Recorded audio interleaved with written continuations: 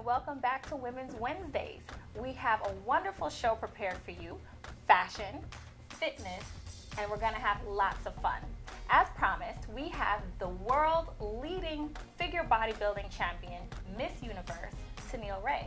How you doing, Tennille? Hi, how are you? I'm good. We're so excited to have you here today. Thank you so much. Well, first let's start and understand what is figure bodybuilding. Figure is a branch from an umbrella, per se, of bodybuilding. Bodybuilding is the home, and figure is the little tiny neighbor downstairs.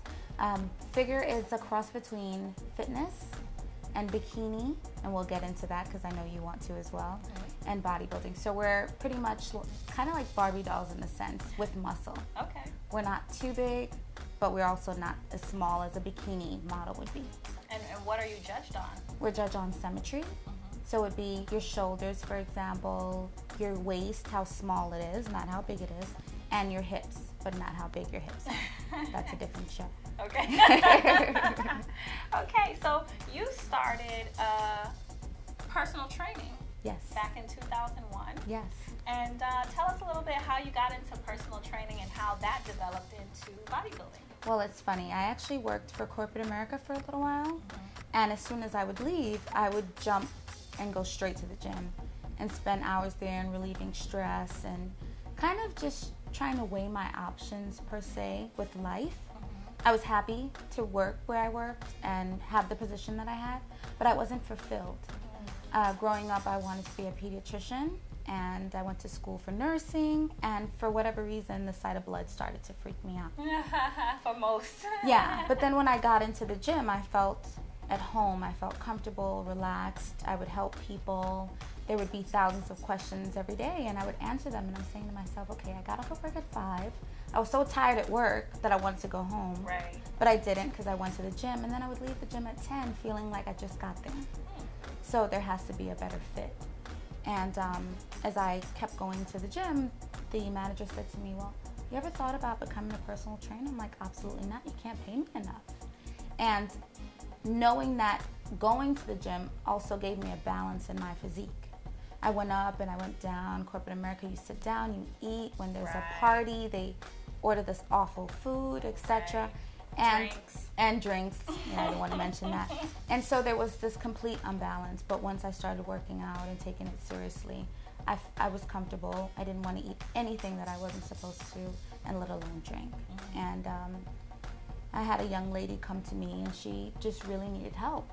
And she didn't know where to turn or what to do. You know, she said, well, I just keep gaining weight, and my mom just keeps buying me the foods that I asked for, but not really what I think I should be eating.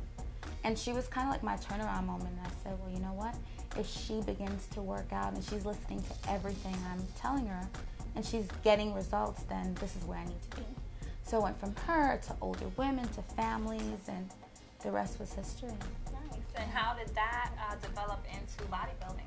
Well, bodybuilding came about because I needed a voice for childhood obesity. I would talk about it all the time. I would reach out to people, and you know, they said to me, well, listen, the first thing is nobody wants to listen if you're not on a pedestal, so to speak.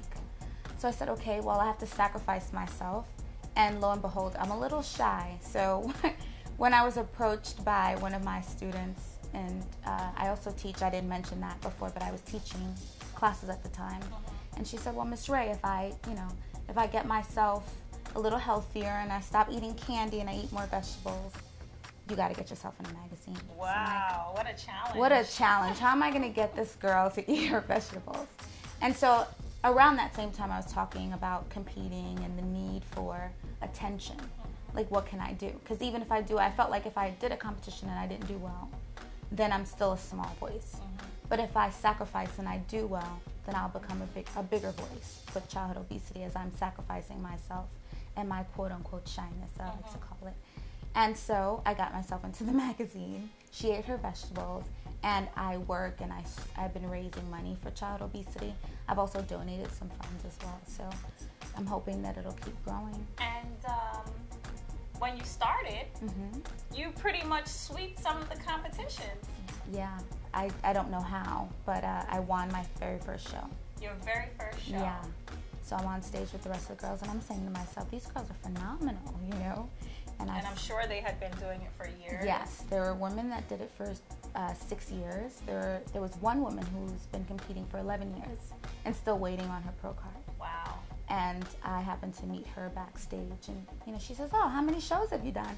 And I'm so excited. I'm like, "This is my first show." And I don't know where she is now, but I thank her because she kind of gave me a little drive backstage to feel comfortable in doing it, and she made me feel like, okay, I'm at least closer than what I thought, not knowing that I would win, but I felt comfortable. I felt like I was one of them. What is some of your regimens? Don't tell all your secrets. Oh, I can't do that. I eat cheeseburgers, French fries. No. Get up in the morning. I try to start my day off by a light jog if I can. I also have some good grains in the morning. Everything is pretty much clean. Nothing's over the top in terms of ingredients, and lots of protein. It's very important. No matter what source you get it from, yeah. Awesome. And that's how I don't tell all my secrets. You'll have to go to TennilleRay.com to find out the rest. TennilleRay.com if you want to know the secret. What about your workout regimen? How many hours? Do you spend lots of hours in the day? Well, once you get your body to where you think it should be or where you're comfortable, your workouts aren't as intense. So between 45 minutes to an hour, you should be able to complete your workout. I do a little bit more cardio sometimes, but your entire workout should be done by 45 minutes, at least 4 to 5 times a week. Oh, I thought you were going to say a day. Well, at this moment, for prep time, it's about 4 to 5 times a week. But for the average person, you can start off by 3 times a day. 3 times a week. Okay. 45 minutes should be enough.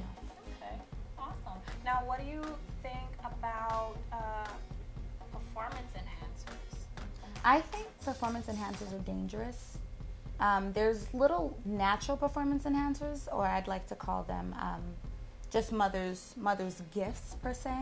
I think when you do performance enhancing drugs and anything that's not medically proven, you're damaging yourself.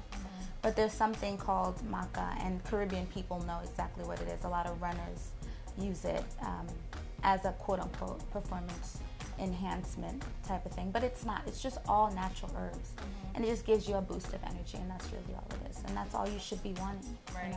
You have a reputation of being disciplined, being enthusiastic. Thank you. And definitely a motivator. Thank you.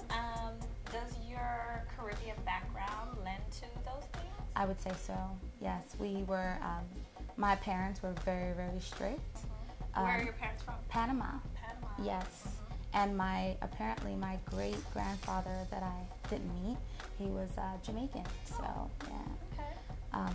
Okay. So sleeping was important at the right time, eating at the right time. Homework came first before play, and that was just the way it went. So growing up and following this whole new lifestyle, as I'd like to call it, it's the same way. I have to eat a certain time. I have to go to bed at a certain time.